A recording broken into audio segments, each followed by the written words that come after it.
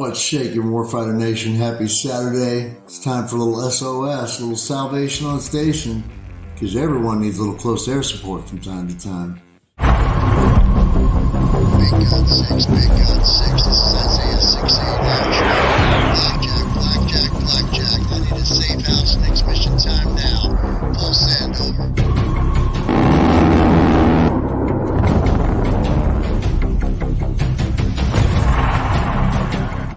Brother James tells us to count it all joy, my brothers, when you meet trials of various kinds, for you know that the testing of your faith produces steadfastness, and let steadfastness have its full effect, that you may be perfect and complete, lacking in nothing.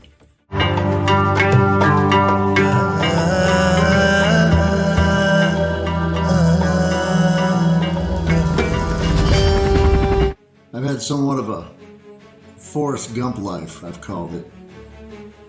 Some people are just blessed enough to be at certain points in history when things are happening and you don't even realize it at the time.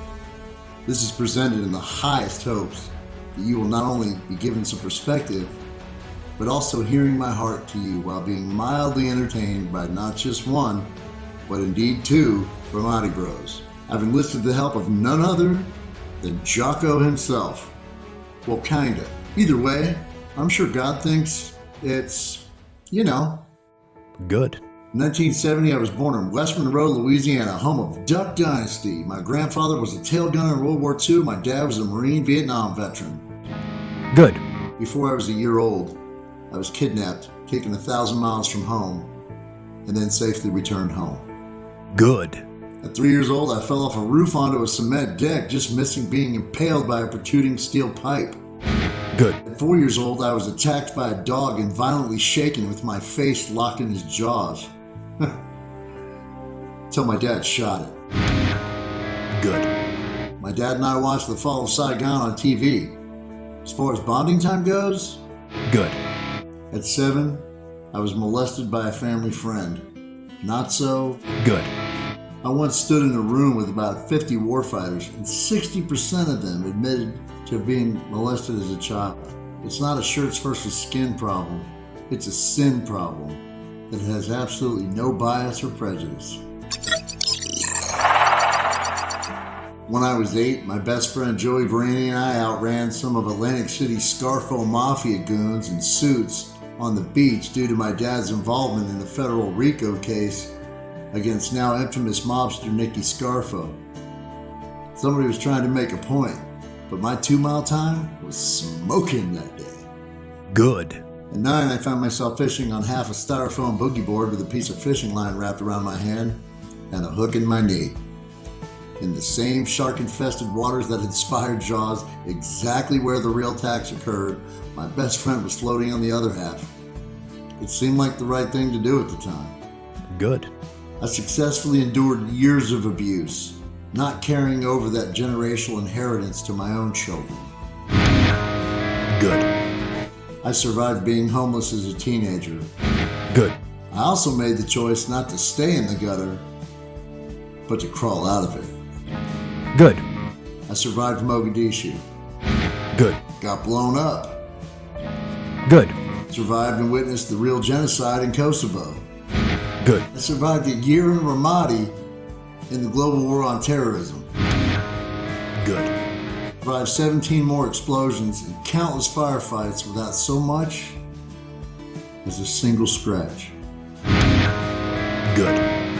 I have fallen many times, but got up again each time. Good. Fellas, ask your wives. The sexiest man alive is a man who just refuses to quit. And who do you think it is that brought me through each and every one of those trials? When I was younger, I had a pretty big ego. And contrary to the airborne legend in my own mind, I had absolutely nothing to do with it. God has gracefully allowed me the years to outlive my lessons, and I know it. And now I share them. Good. I pass them on to whoever will listen, even if it's just one, because you're worth it. Good. Thanks for the help, Jocko. Appreciate it, brother. Ramadi Bros. Like many veterans, a lot of people ask me, would you do it all over again? And like many of you, my answer, of course, would be a resounding yes. And I know for us, it seems like a no-brainer. But if God Himself asked you to endure living life all over again, would you?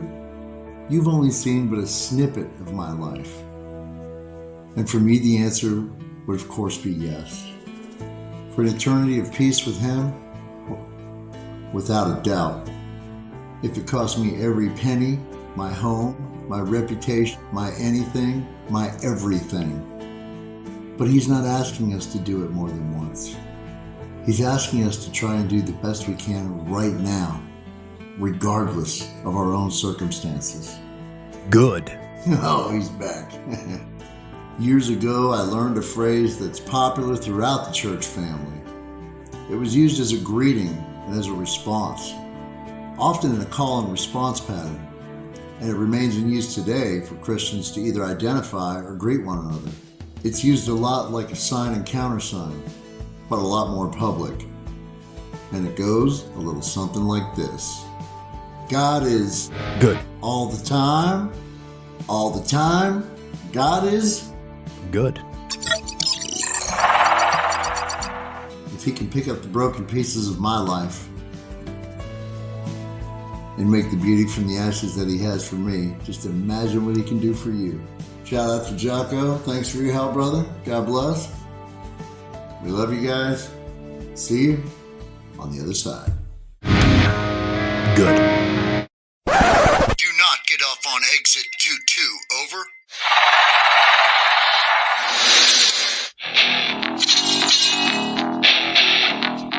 We're cleared hot at this time. Smoke bed 6. This is Smoke Jumper 7. Roger that. Next mission. Time now.